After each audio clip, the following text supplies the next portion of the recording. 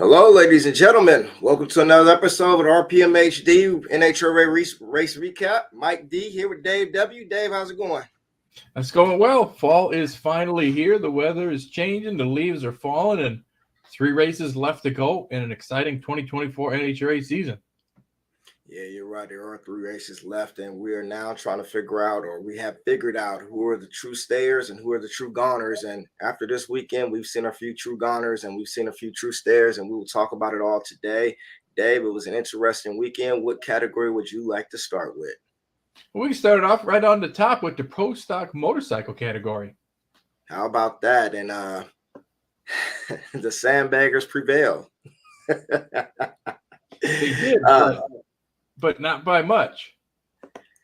No, not by much. And if you ask me, and I hadn't looked into it, I would say that Matt Smith had to have a problem in that matchup with Gino Scali. His bike had fell off horribly to a 698. That bike had been in the low to mid 680s all weekend. Even with that light, he should have had Gino covered, and 698 to a 699 loss. Only 195. That bike's usually close to 200. Tells me something happened with that bike on that particular run.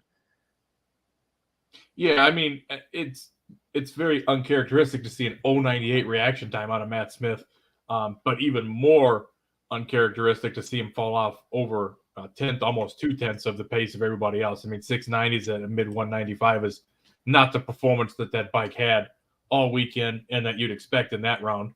But whatever it is, whatever the gremlins are, just like they caught him out the other event when it wouldn't go into gear, just like Gage got caught out with a red light, an untimely red light.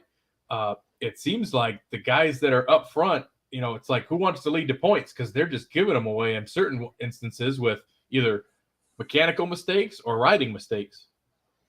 No, you're right. And right now it's probably the closest points race along with Pro Stock car that we have in the professional categories right now. Yeah, it's not a big point. Actually, Gage Herrera took the points lead with this race, but it's only about a rounder, so it's not by much. There's still 3 races left, so we got Dallas, Vegas, and Pomona. I think there's a lot to be said between those 2 riders between now and then. Gage did get the win. Guys took their shot at him, believe it or not. I mean, Chase Van Sant at 686 to Gage's 680, and Chase had about 100th on him on the tree, just wasn't enough. Even Hector, Hector was 029 against him, but Gage was 027 and 83 to an 81. So guys certainly gave it their best shots, but I am here to say that they have those sandbags balanced perfectly, and they're got it where they barely outrun the competition just enough to win, and that's the way they want it. They don't want to beat them too badly, but they don't want to lose either. They just want to kind of run right with them, and they got it set perfectly right now. Well, I kind of feel like it's going back and forth between the 2 of them, to be honest with you, because we started with Pro Stock Motorcycle. It was one of the closest categories, like you said, next to Pro Stock Car. Just 34 points between Matt and Gage, and trading the lead back and forth. Matt took it over, had the points lead for the first time, and somebody other than Gage for the first time in over a calendar year. And then Gage now took it back here with this loss that Matt had. But it kind of makes me wonder if they're just kind of, they're even with the trading back and forth, they're still kind of distancing themselves. Richard Gadsden's in 3rd, he's still 65 back. That's pretty much kind of still in striking distance, but Hector Arana Jr. at 137 and Chase Van Sant and Angie and on them on back. I kind of think that their seasons are done. It just makes me wonder are they both kind of playing the game a little bit because nobody wants to get out there to that commanding lead. Nobody wants to chance any kind of rule change, any kind of weight penalty, any kind of anything, and just keeping each other within a round of each other, 30, 40 points. Go to Pomona, it's 1.5 points, so it's 30 points around, and let it be a winner-take-all finals? I don't know about that. When you speak of the point situation, I think it's just how the chips are falling right now. I don't think Matt Smith's laying an egg for any particular reason. I think he's been vocal on saying he wants number 7, which would go ahead of Dave Schultz and Hines and whatnot and be the most ever in the category, and then he wants to retire. I do believe, though, Richard Ganson, it pretty much stops with him in the points only because of how spread out the bikes are. And I say that as far as a performance evaluation, unlike Top Fuel, you're not going to really have any monster matchups in an early round. Therefore, being that Gage Herrera can still meet, i.e., a Matt Smith or his teammate, or Richard Gaskin can meet his teammate in the semifinals, where Richard Gaskin was beaten Matt Smith, which is possible, or Gage Herrera, his teammate, in the semifinals, and then go on to win the event. Something we're waiting on to happen was with Richard Gaskin win the event. He would then pretty much draw even with those guys.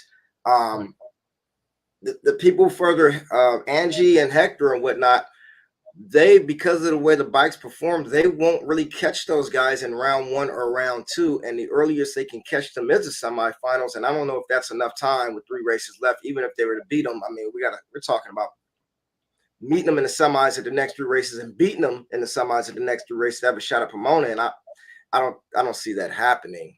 So no. I get what you're saying. The line is pretty much drawn with Richard Gatson at this point.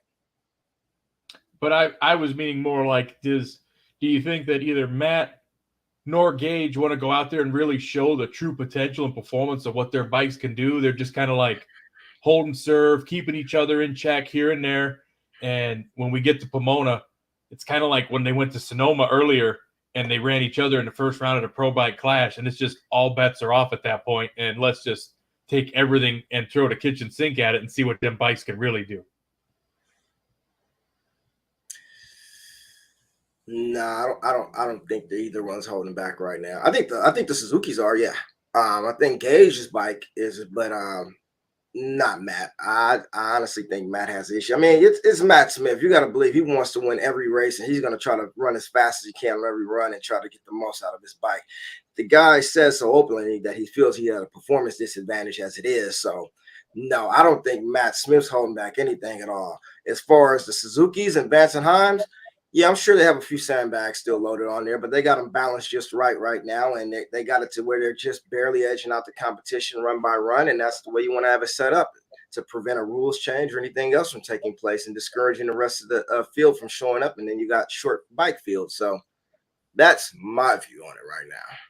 Well, and the hard part is there's really 2 races, because if we continue to keep having these short bike fields, you definitely want to be the number 1 qualifier, because you're either getting the bye run in first round if you got a 15 bike field, or you get the bye run in the second round if you got a 14 bike field. So right now, being number 1 qualifier is almost like getting a free round in this category. So I hope some of these other bikes show up just to get at least a full field and just make it, at least a competition run for everybody involved going through the rest of the year. I don't know that that's necessarily going to be the case, but you always hope the class kind of comes back a little bit, and just to get at least 16 show up.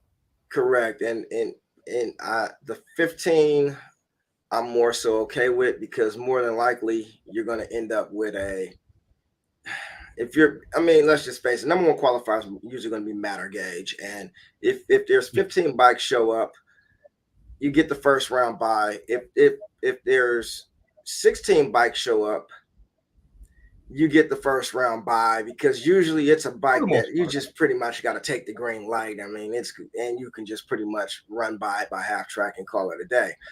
When there's less than 15 show up and you get that second round bye, that's where the big advantage comes in, because more than likely those guys can beat their first round opponent. But getting past the second round automatically and just a berth into the semis is huge. Allows for testing, more data, whatever case you want to be, and really getting ready. Like I said, the semifinals is really where everything starts at with Pro Stock Motorcycles. The first 2 rounds are pretty much not really that interesting, to say the least. Even though Matt lost in the second round, which was shocking to all, I don't think it was a issue where he was just laying down and trying to make it interesting. Like I said, I just believe that he seriously had a mechanical problem. No, I don't think he was necessarily laying down in that particular one. I don't think that he anticipated that happening by any means, but he, just trading the points lead back and forth, trading elimination rounds, trading race wins back and forth, the performance of the motorcycles, changing number 1 qualifiers back and forth, low ET of the sessions back and forth, because we're at the point now where these session points can mean, making or breaking a round in when it comes to Pomona. Because if you stay 34 to 27 back, you go into the Pomona with those session points being 4 per round. I mean, you could Yeah. very easily swing it one way or another. So those are going to really add up a lot too, and it's going to be really interesting to see how it plays out. And but I just think that yes, Richard Gatson is an outside chance as a spoiler, but it's definitely going to come down to those two. I I feel like we haven't seen the gloves really come off with them just yet, and I feel like the way that it's been going back and forth with either mechanical issues, red lights, everything that's going on in the class, and it's not just those two. I mean, there's other people. I mean, Gianna, red light, unexpected. Hector Jr. was struggling. I mean, he's known for sometimes having a late light or a red light. Angie's really surprising, being the number 2 bike on the Smith team, that she hasn't performed better than what I thought she would. But you put her in the mid pack and you get a Gage Herrera first round or second round matchup, or a Richard Gatson second round matchup. You start playing the ladder and start playing spoilers too. Yeah, that's true. That is true. And right now where Angie's at, I believe she's 6 in points, but she's only like a few rounds out of 4th. Yes. The real battle was really 1st through 3rd. Yeah. Here's the question. Does Richard Gatson get his first win this year? I think that Dallas or Vegas would be a great shot for it. I don't see it happening in Pomona. I think Pomona is going to be a Gage Herrera, Matt Smith final round. I really feel like that Richard has a chance, and if it's going to happen, it's going to be in the next 2 races, because the top 2 bikes are going to battle it out to the finals in Pomona, unless you have some absolutely weird weekend like you did in 2018 when Gianna won her first race out of nowhere because everybody broke and all the favorites were out early. And I mean, was that 2019? 2019. 2019? Was it 19 or 18? Yeah. 19. Okay. 2019. 19. But yeah, I mean, unless something wild and crazy like that happens, but we've been seeing that with the bikes. I mean, who expected Gino Scali to make it to the semifinals? I mean, that man has not been to the semifinals since Las Vegas 2007, the fall race at Las Vegas. And he made it to the semifinals in that race on 3 red lights. He red lit in the first round. Eddie Krawick red lit worse. He red light in the second round. His opponent red light worse. And he red lighted in the semis and gave it away. But he made it to the semis on 3 red lights at all 3 of his passes. It's happened. Yeah. If anyone remembers Antron Brown's first victory on a pro stock motorcycle, I believe it was Dallas 97, maybe, or maybe that Dallas 98. He won all 4 rounds on a red light. Every single round on a pro stock motorcycle. It has happened. The thing that kills me is I don't think that most of the drivers or riders these days really need to push the tree the way that they do, because some of them have such a big advantage. So you don't really see the top guys red lighting until they're against each other. But it's going to be interesting to see it play out, Tell that to Richard Gaston, who lost second round with an 017 light on a whole shot. I know. I did not expect that coming at all. But that's what I say. This 017 and the other guy's 006. You lose on a whole shot. It's like, poor Richard Gaston, man. And Angie losing with that 684. I mean, Hector Arana Jr. with that 001, man, I feel like that was just a bad job of red light right there. That was a guess, and that man got lucky. Yeah, and that's what he's known to do. I mean, Hector's either really early or really late most of the time, but when he's on time, he's definitely on time. But, I mean, I'll give Hector all the credit in the world, because that bike was struggling all weekend. Yes. And he put it together against Gage Herrera in the semifinals, a 683 to a 681. I mean, he left on time. They were right within 2 thou at the starting line. I mean, he gave it all he had. I mean, he needed that 001 light 1 round later, though. Yeah. That's what he needed. Yeah. That was the only thing that was going to beat that bike. Yeah. I mean, and once we got to the finals with once Matt Smith was gone, we pretty much already knew where this story was headed. We'd seen this story before, I mean, it's Schultz and Myers all over again. I keep saying it. If one of those bikes ever went out early, you could pretty much head to concession stands because you already knew who was going to win the event. Yeah. And that's pretty much what's taking place here. I mean, once Matt Smith was eliminated, did anyone? I mean, unless you're playing NHRA looking for huge odds, I don't think anyone had Chase Van Sant to beat Gage Herrera in the final round. Try as he may, it just didn't happen. No, he did try. I bet on Gage, but he was not very good odds. I mean, I bet $1 and I won 74 cents. So yeah, there you have it. he was definitely the odds-on favorite to win, and but I didn't feel confident putting a ton more on him because of how the races have been playing out lately. Because he was a sure thing and had the odds-on favorite to win. Anything can happen out there. No, you're right. You're right. I mean, but $100 wouldn't hurt. You would have won $75. But hey, that's right. Well, where would you like to go next? Because there's stories in each category. We had the big four show up, like we expected they would. You had streaks in, like I don't know if anyone expected they would, but streaks ended in each professional category. Well, in the 2 nitro categories, the streaks ended. Where would you like to go next with this one, Dave? Well, we just keep it in the run order. We'll get over to Pro Stock, to factory hot rods. Pro Stock and the big four. For those who don't know who the big four are, that would be Greg Anderson, Erica Enders, Aaron Stanfield, and Dallas Glenn. And they did not disappoint. In fact, they showed up in the semifinals. And I believe the first pair was Dallas and Greg. Yeah, there was guaranteed going to be an elite car and a KB car in the final the way that this letter played out. Yeah, definitely. And with Dallas getting the win there, I thought, and it shows I'm glad I don't play NHRA because I was riding with Greg Anderson on that one. I said if he can cut a light, he'll probably outrun him. Well, neither one happened. And thanks for coming, Greg. But it was still entertaining to watch. Neither team laid down. I don't think anyone's going to cry foul with Erica Enders spinning the tires off the starting line. I just think that was just one of those things that happened. And unfortunately, she lost. I mean, here you go. You see it right here. I mean, they left fairly even. She was 0-29 on the light and just spun the tires, and Greg Stanfield got the victory. As of right now, the way the points are constructed in Pro Stock Car, where do you see this thing going? It's going to be real interesting to see how it plays out between Dallas Glenn and Aaron Stanfield.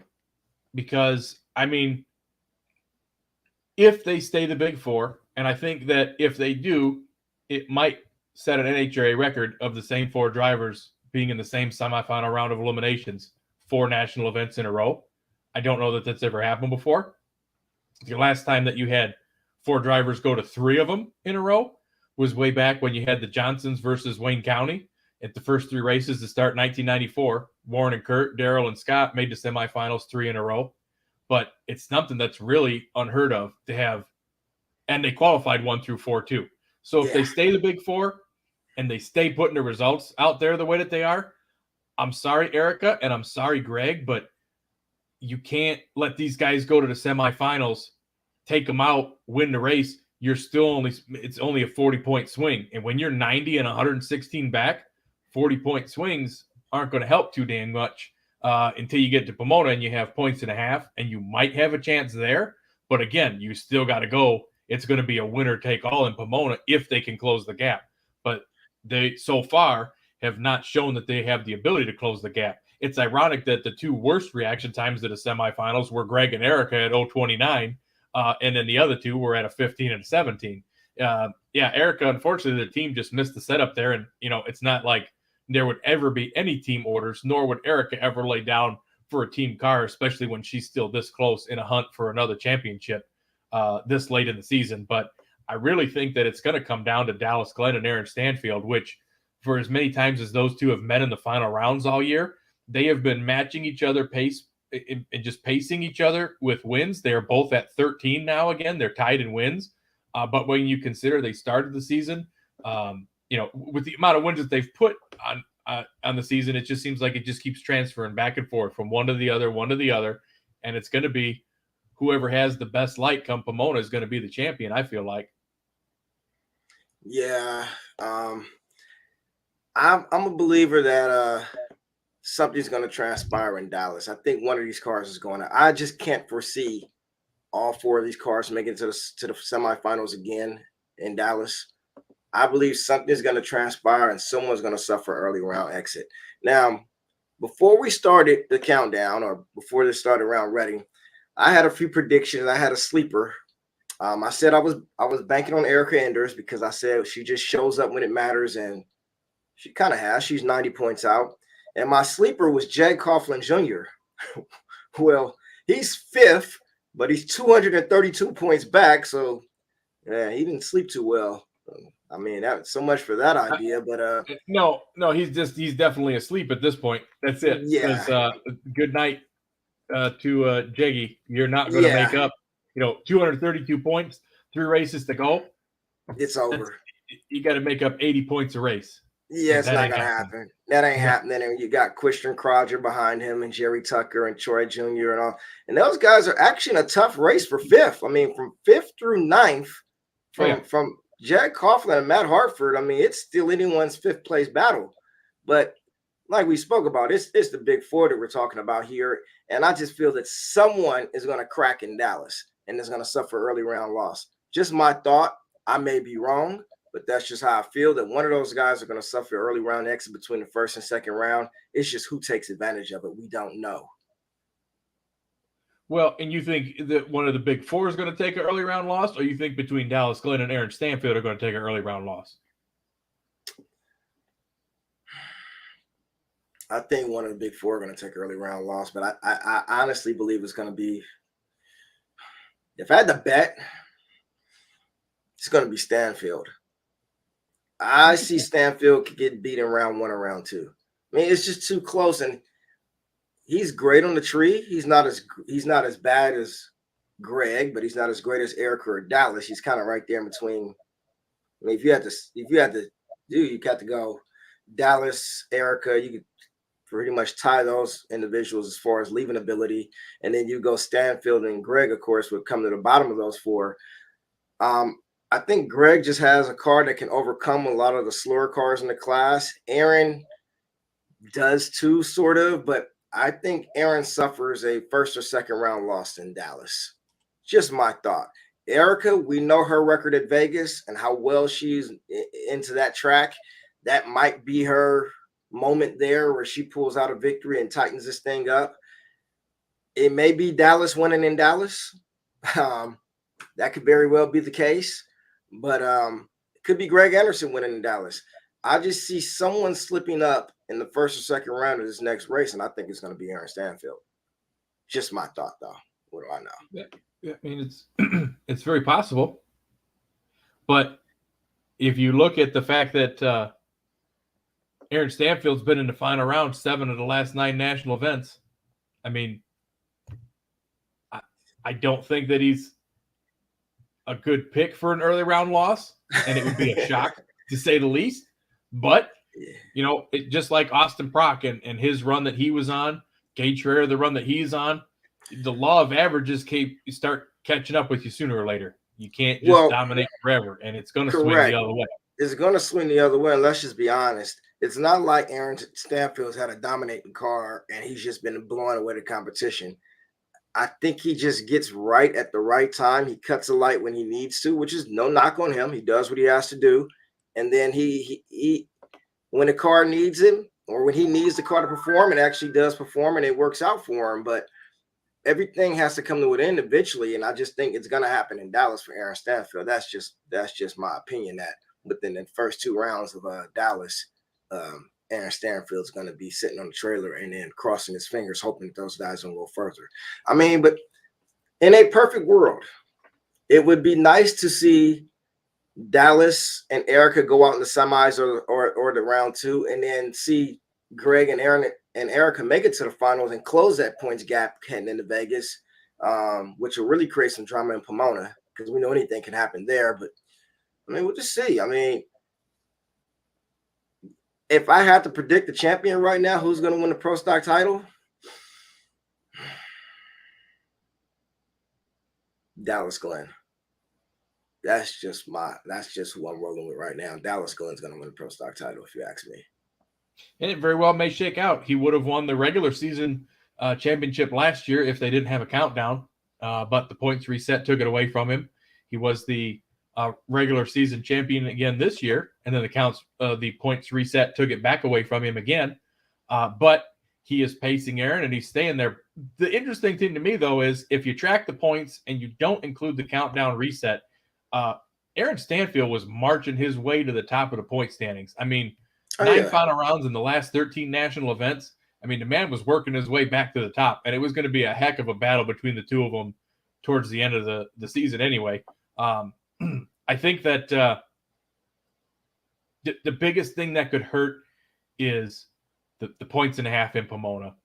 And with how close everything is, it just – I think that an early round loss in Dallas and Vegas isn't really as much of a thought as it is an early round loss in Pomona when you two have to match each other. But we could very well see a repeat of 2014 where Jason Line and Erica Enders raced in the final and it was a winner take all. I could see the same thing between the two of them if they keep their qualifying session points close enough between each other, trade enough round wins back between each other, and go into Pomona 30 points apart. And it's just whoever's going to win the final wins the championship. I feel like that's what we're setting up for. I feel like we're setting up for that in the motorcycle class, and I feel like we're setting up for it in Pro Stock Car too. No, I believe so. And I believe didn't both Erica and Jason go red in that final round? They did. Yeah. And then I believe the round before that, I believe was the first time you had two perfect lights. Yep. Was it Erica and Jonathan Gray? And both Gray. had perfect lights. Both had perfect lights. I mean, that was just a crazy, almost as crazy as the 2019 finals, which was a whole story amongst itself. But right. Yeah, Pro Stock is definitely going to be something to watch. And we weeded out, like I said, the true runners and the false hopes, and the false hopes are from 5th through 10th, and the true runners are 1st through 4th. And you know what? Bring on Dallas. We got a couple weeks off now. I'm gonna tell Dallas, but we'll see. We will see. It should be very interesting.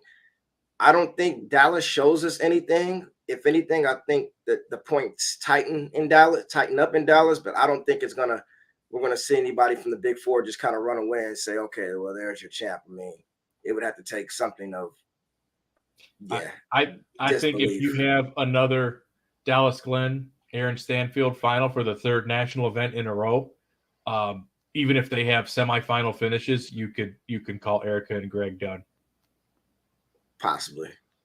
We will see. That's what makes it so interesting. We will see. Yes, sir. Where are we headed next? Top Fuel Nitro. Funny Car. We got Nitro. Keep them in order. We'll go Funny Car.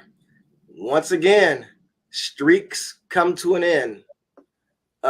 Austin Prock, who's pretty much been destroying the Funny Car class outside of that when he had that horrible light in Brainerd, which was probably an event he was going to win, finally lost.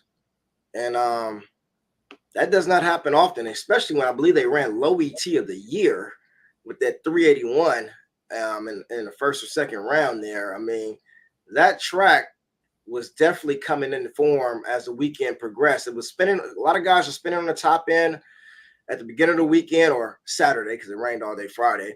But by Sunday, the top end of that track had come along rather nicely, I would say.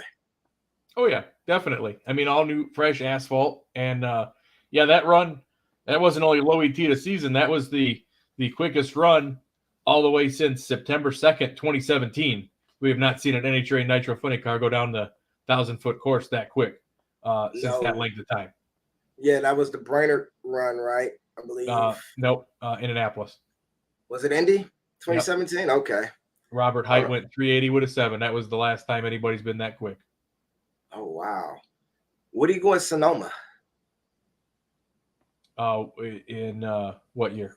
Was that 17 or 16 in Sonoma when he set the speed record, the 339.5 point, and he was 380. Was an 80 with a what? In Sonoma, that particular weekend was a 380 with a 7 as well. Oh, there you have it. He just set the speed record there. Yes. Well, all good things must come to an end, and they did for Austin Prock against Jack Beckman, semifinals. Goes out there. I believe they had some trouble in the burnout as well. Jack Beckman gets the win, and thanks for coming, Austin Prock. Congratulations on your win streak, but it's now over. But when it comes to the points, he still has a lead. And if it's anyone outside of JFR, it's a big lead.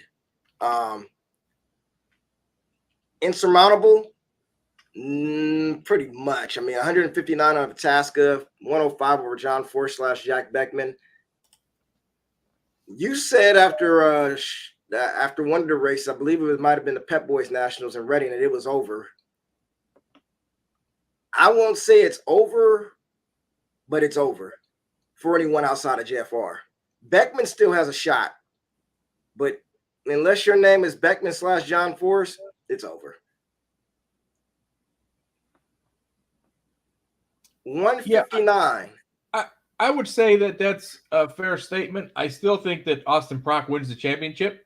I think that if Beckman pulls it off for Force, it would be definitely the feel-good story of the year, the story of the year in motorsports. To have a substitute driver win a championship for another driver is unheard of in professional motorsports in general. So it would definitely make all the headlines, especially with it being for John Force and the situation surrounding it.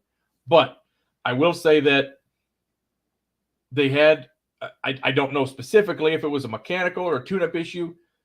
They had that issue with the throttle stop on the burnout. Austin Prock said that didn't affect the run, that the car went up in smoke. Regardless, that was a tune-up issue more than he doesn't think that it over-revving on the burnout had any cause on that. That's really one of the first hiccups you've seen out of that team in a long, long time. And it was very surprising to see. However, given all those circumstances and the best case scenario based on the way that the ladder played out, considering you had Bob Tasca, who was second in points, and Matt Hagan, who came in fourth and has since dropped to fifth, running each other first round. And then you got Bob Tasca and Austin Prock running each other second round. You basically had 3 of the top 4 in points racing each other in the first 2 rounds, and then the fourth driver in the semifinals. So that side of the ladder was stacked. And it played out perfectly for Austin Prock to have all of his closest pursuers be out, and then Jack Beckman to take him out and win the race, to also move around them to go from third to second in points and be within 105, but at least put 50-some points on or 54 points between himself and Bob Tasca going forward too.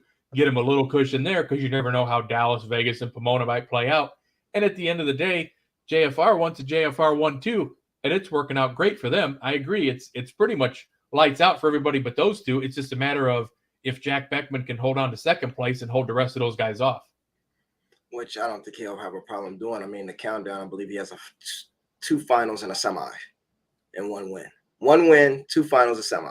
I mean, Tasca, if he was going to make a statement and make a move in the points, it was going to be right here. Round 2, an early round matchup with Austin Prock. You have to get this win right here if you're Bob Tasca. I mean, you have to. If you don't win this race, you're pretty much, it's over. And in my mind, it's over. I mean, Tasca needed that win. He needed to beat Austin Prock right there, win that national event to give himself a fighting chance over these next 3 races. It didn't happen.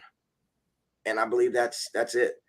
That is no, it. I feel like that's pretty much the way it played out for, like I say, the top 4 being on that side. The best case scenario played out for Jack Beckman, because Hagan and Tasca held their destiny in each other's hands first round. Whoever wins gets to take on number 1. And for Hagan, I mean, he was so defeated in his interview. He was just like, you know what, we're not going to come back from this. I mean, of course, he was probably out of the mindset that Austin Prock was going to go out there and win that race too, which would have really made it insurmountable for him if you put another 40 points on it, 245 back for Hagan if Prock would end up winning the race. But at 200 points back, and with as good as Prock's been running all year, Hagan was pretty defeated after that first round matchup. But he held his chance in his hands, and so did, like you said, with Bob Tasca in the second round. Tasca held his chance. Both of those guys held their destinies in their hands if they could have just went rounds against each other and took Proc out, and neither one could do it. Neither one could do it. And I mean, I believe Hagen's quote was nail in the coffin. You're two races back, essentially, with 3 to go. Even if Pomona's paying 1.5 points, it ain't gonna happen. 205 points back, you know. And you look at certain things like Tasca's situation. You're 159 back. I don't see you making up a race and a half in 3 races. It's just not going to happen. Not against that car. No. Not against that car. You might be able to catch Beckman, but the way Beckman's been running, I mean, the only guy who's beat him is Proc. I mean, that's the only guy who's beat him in the countdown. So you guys haven't even beat Beckman, let alone Proc. I mean, poor Ryan Capps gets to the finals, and I mean, as try as he may, it didn't go well for him either. But Capps is going to be kicking himself about that red light that took place a few races ago, where he just went blank red. And that pretty much ended his countdown chances. I mean, in most countdown scenarios, you're allowed 1 early round mulligan, just not this year. I mean, No. This has the Steve Torrance dominance written all over it. Even though Proc lost in the semifinals, the damage had been done, so to speak. And we don't see him slowing down anytime soon. At least I don't. No, I can't see that to be the case either. It just, I mean, the perfect storm worked out for Team Force this particular weekend. And, you know, glad that explosion wasn't worse for Proc and it didn't damage more stuff and that body didn't come off. I mean, it could have had very much shades of Robert Height blowing the AAA body into the scoreboard and the Winston Vision that they had at the side of the track back in 2019 here. They've had some pretty notorious luck with explosions there at St. Louis in that round or that particular lane. But you know, it's worked out so well for that team, and they've got to just keep on keeping on for the last 3 races. The way the points go, really, if you just show up, which God forbid anything happened to any of them, even off track, and they couldn't show up, you've still got enough races left or short enough season left that you have your replacement driver policy from NHRA. You could put anybody in the car right now and earn points for any of these guys. And as long as you show up and you make the show and you're a first round loser, you still get basically for the last 3 races, you're guaranteed 109 points. You just got to show up and qualify. So if you're already gaining 109 points, no matter what, you're making that window of everybody else's ability to gain even smaller. Somebody can make up 80 in Dallas, another 80, and then another 120. So, and that's just if everybody shows up. We're not counting like, all right, they just park the car and don't show up anymore. So a lot of these guys' realistic chances are Proc's got to go out first round. And then not only does Tasca, Capps, or Hagen have to capitalize on it, they can't race each other. But that's the problem too. You get down to the semifinals, only 2 of them can make the final, and only 1 of them can win the race. Yeah. So you're going to come up against each other the way that these ladders have been playing out, and I just don't see the opportunities there and enough rounds being there unless you try and manipulate the ladder and some of these guys try and be midfield and get Proc second round again. But if they just get stomped, they're just going to get stomped, and then they know for sure it's over.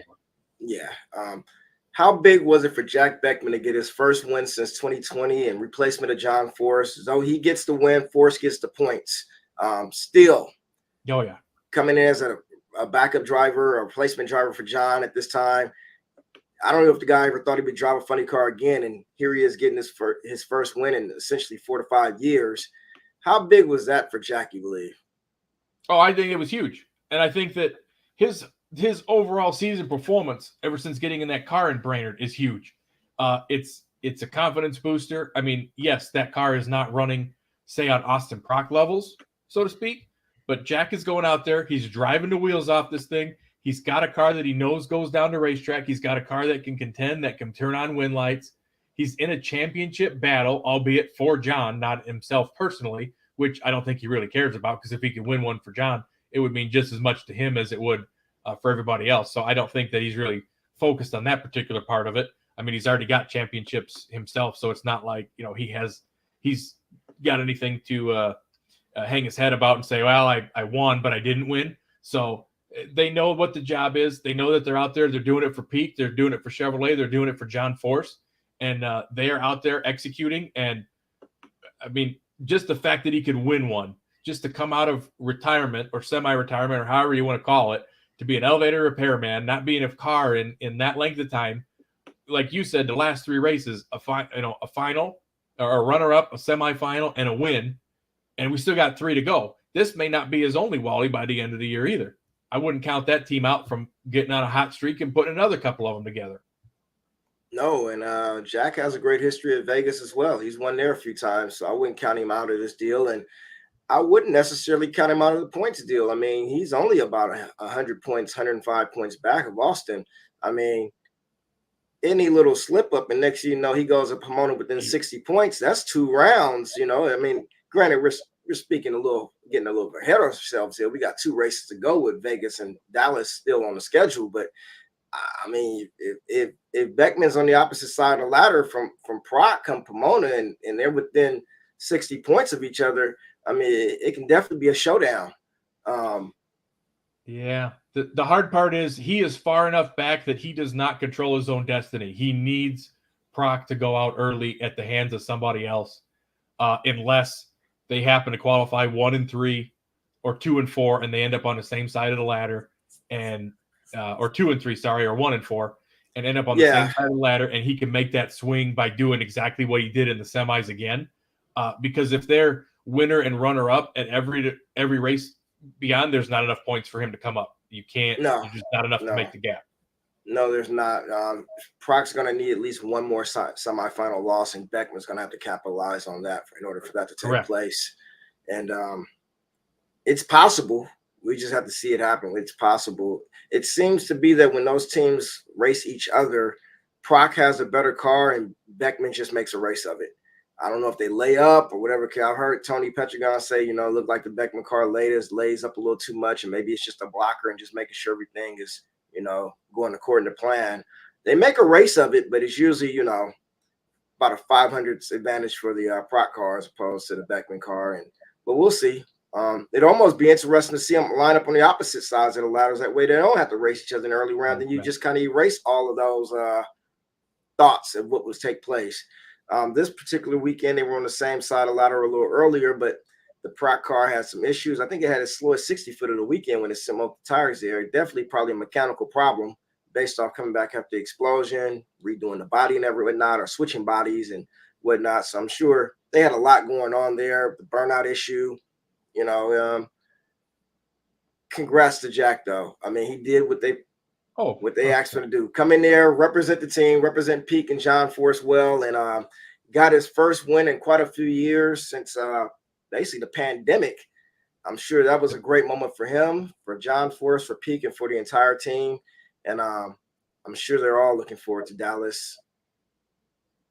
We'll see. I think the biggest thing with the Peak car versus the Cornwell car, AAA car, whatever they end up putting on the body on Austin's car, is the overall performance and in qualifying, because Austin Proc was number 1 qualifier and was low ET both sessions. So he picked up 14 points in qualifying. Jack Beckman got no session points, qualified 4th. He picked up 5 points in qualifying. So right there, that's half a round that, you're almost giving up half a round just in qualifying alone. And you can't keep doing that. And we only had 2 sessions because of Friday being a washout from the hurricane. So we got 4 sessions at each event going forward, weather permitting. You never know how that might go. But if we get weather permitting 4 sessions at each of the remaining 3 national events, I mean, Proc's probably good for another round on the field just in qualifying points. No, you're right. You're right.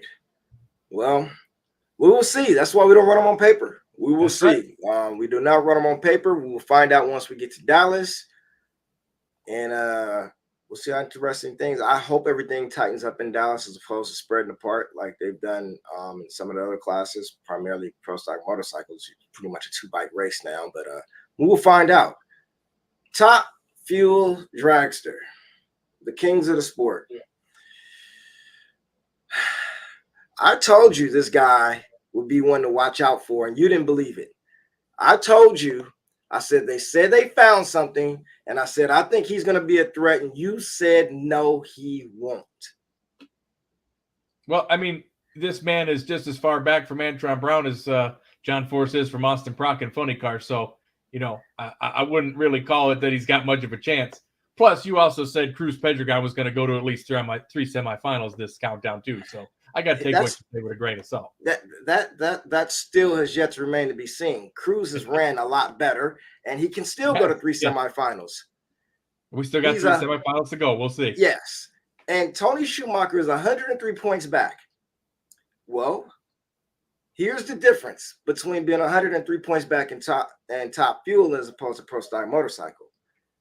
Round 1 and round 2 matchups are monster in top fuel as opposed to Pro Stock Motorcycle. If you're 103 points back in Pro Stock Motorcycle, your year is done as far as winning the championship. If you're 103 points back in top fuel, you're still very much in it. And with Tony Schumacher being 6th, 103 back, Clay Millican being 7th, 133 back, I think that's where you draw the line after that, because Brittany Force is 173 back, and it's over for her and that team, unfortunate but true. Tony Schumacher has a shot here and may very well be your 2024 NHRA Mission Foods Top Fuel Champion. Heard it here first. I would like to say that is a bit of a stretch. I would love to see it. It's nice to see the winningest driver in Top Fuel history add another one. I mean, look at it this way. We're living in an era where number 1 and number 2 on the all-time Top Fuel win list are winning national events. Antron Brown and Tony Schumacher won the last 2 races, and they're number 1 and 2 on the win list. I mean, what other sport do you have the most competitive drivers, the winningest drivers, still to this day out there adding to their win totals? You just don't see it anymore. And that monster matchup that they had, that was a thing of beauty. A lot of monster matchups, you know, kind of glossed over a little bit on the Jack Beckman Ron Capps matchup in that final round. The 2 former DSR teammates, and same thing with Antron and Tony Schumacher. I mean, shades of the DSR history of the mid-teens coming back here and reliving themselves out on totally different edges of the spectrum. And I feel like Antron Brown, I think, had that race pretty close to 1, and then the car shut off and the parachutes popped. So I don't really know that. I mean, I think that he got lucky on that one. I think Tony got very, very lucky in that round. I think he saw Tony ahead and he just lifted. Oh, did he? Saw Tony ahead and he just lifted. Yeah, I'm throwing in a towel. Yeah, I think Tony did a heck of a job pedaling that car first round, because I had a lot of money on Julian Natask. Them odds were so long, and Tony Schumacher is the driver who everybody gets their first wins against in their first race. And I'm like, what? These are some pretty strong odds. Let's put some coin on Julie. And man, she almost had it. She just couldn't pedal it as quick. And then Antron figured, I might as well save parts and money. No need him flooring this thing through the lights. He's got me covered. He lifted early and he let it. Yeah. He saw the more dominant. He saw the 8-time champ. The more dominant car was out in front and pulled the chutes early. Hey, even Antron Brown knows when to throw in the towel, folks. Unfortunate but true. He knew. This is where the Sarge goes on his run. The Pep Boys Nationals was a thorn in his side. That might cost him a little bit, but he's making his run right now. My belief. I'll tell you what, I would love to see it. Again, to have the winningest driver in the class, still competitive after all this time. I mean, it brings back shades of the Army days, the Alan Johnson days, the Army of One, the Sarge. You know, we got to come up with a new nickname for him now with the Leatherwood Distilleries. You know, he's got to have a different one going on now. But the Wood, call him Wood. Well, as in he would win the championship, but he's not going to. But it's good that he at least won a race, you know, again in the countdown and showed that he still has the competitive edge, because when he goes out round 1 and round 2 the next couple races and is just an also ran, it's kind of a shame. Wait. He had him a last hurrah. I'll give him that. What year did he win his first championship? 1999. And what race did he win that year? Dallas. There we have it. There you have it. Lightning does strike Tyson. I believe it can. Look out for the Sarge, the Wood, the Leatherwood, your 2024 Mission Top Fuel champion. A race that played huge roles in the championship, and I don't know how many people paid attention to it. Clay Millican, Justin Ashley. When you look at that race and poor Clay, there's not much more Clay Millican could have done in that race. From a driver's standpoint, from a tuner's standpoint, you look at the lights, which is almost unfair. And you look at, I mean, it's true. You look at the, but that's just what Justin Ashley does. That was just Justin Ashley doing what Justin Ashley does. You feel sorry for Clay, who runs 200s quicker, a 71 to a 73. He's 0.56 on the tree, which anybody in Top Fuel would take that reaction time. 0.56 light. Justin Ashley goes 0.34 on the tree and ruins his day. And you look at that run, which was a very great race, and you go, well, if he beats Justin Ashley at that moment, the standings completely change. Justin Ashley isn't third in points. Clay Millican isn't seventh. Clay has a car that could potentially win the event. I know if is a big word, and he probably gets beaten by Tony Schumacher later on in the day or whatever case may be. But Clay has a car that can very much have won that race. And Justin Ashley is probably fourth in points at this point. Or, I mean, who even knows? Because I believe the next round he beat on Sean Langdon. Sean Langdon is who they rate, who was the winner was the next particular round. Correct. All right, let's reverse the roles here, okay? Let's just say Justin Ashley loses first round, right? Clay Millican beats him. Clay goes to the semis and loses to Steve Torrance, right? We're just going to reverse their roles. You know what that does to the points? Tony Schumacher is still going to be 103 back. Clay Millican would be 93 back, so he would be in sixth instead of fifth. And Justin Ashley would have been third instead of second because Sean Langdon would have went around him. He'd be 74 behind. So you would have had basically second all the way through seventh within 30 points. Yeah. 2 through 7, 30 points spread.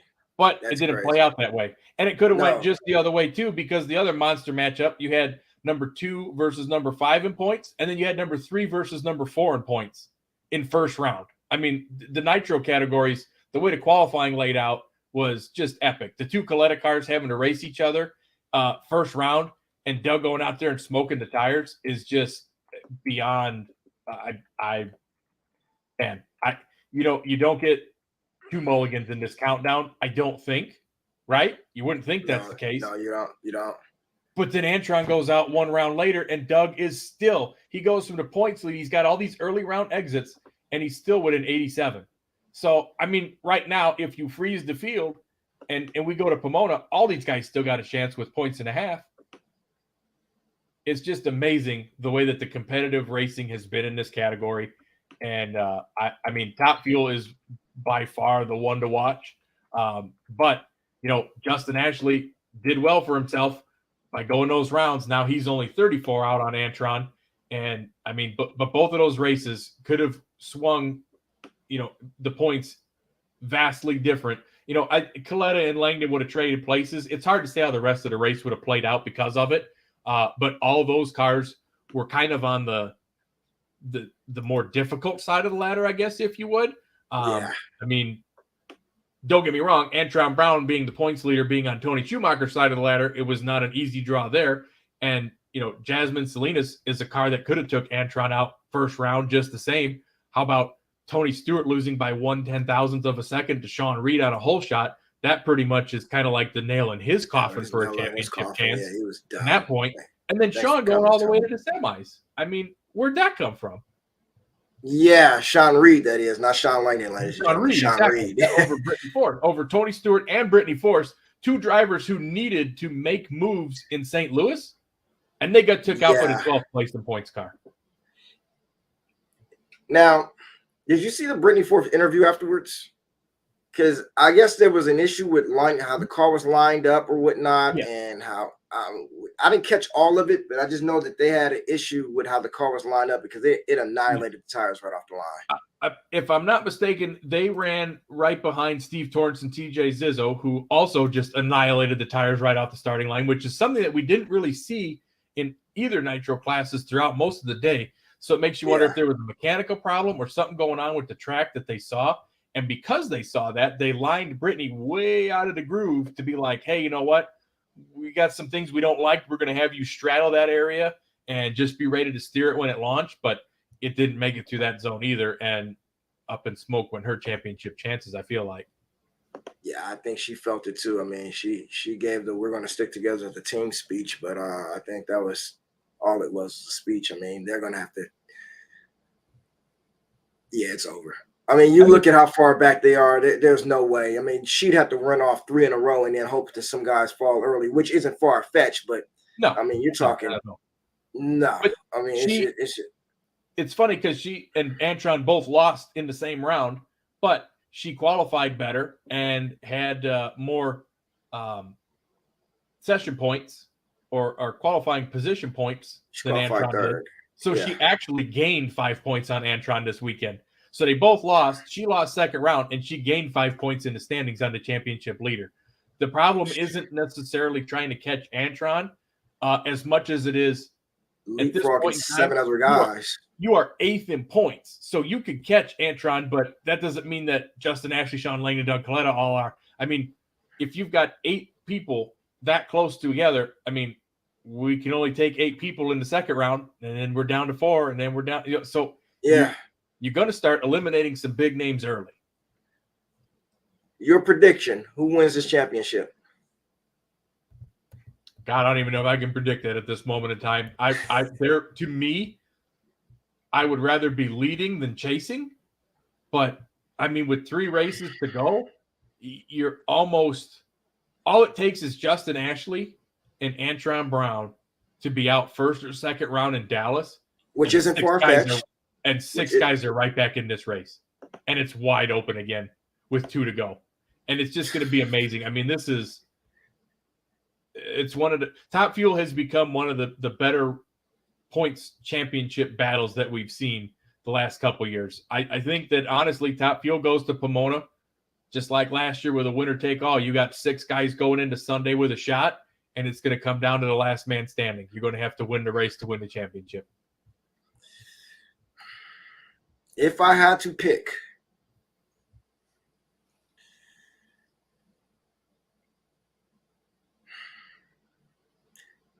you can't count out those Coletta cars. What do you mean you got to pick? You already said Tony Schumacher. You already picked. You made your pick. You said Tony. No, that's why I said, but you can't count out those Coletta cars being a blocker for Tony Schumacher. A blocker? Yeah. Tony Schumacher, your Mission Foods 2024 Top Fuel champion, ladies and gentlemen. After that man set the national record and ripped the world championship out of Doug Coletta's hand in 2006, you think they're going to block for Tony? Come on now. Well, they won't be blocking intentionally, but that's just what's going to happen. Yeah. I mean, they're going to knock each other out. They're going to knock out Ashley, and Schumacher's just going to reap the benefits of it. Tony Schumacher, ladies and gentlemen, your 2024 Mission Foods Top Fuel champion. You've heard it here first. The man is only a round of eliminations away from being 4th in points. Correct. We've seen that man. We've seen what he's done in 06, 07, 99. But he don't have Alan Johnson. He didn't have Alan Johnson in 2014 either. He didn't have Alan Johnson in 09 either. You know what, though? I mean, more power to him. I think it'd be awesome if they could do it. But, you know, he's 20 points out of 4th, or he's a round or 2 out of 9th. So it could swing either way.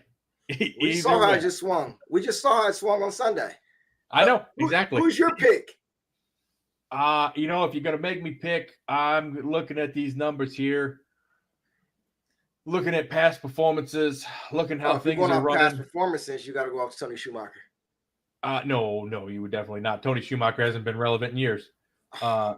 I think that you probably are going to put the nod towards his driving ability alone. I think that you're going to see Justin Ashley and Sean Langdon as the last two in Pomona. All Ashley does is upset people in the first and second round and coughs it away in the semifinals or the finals.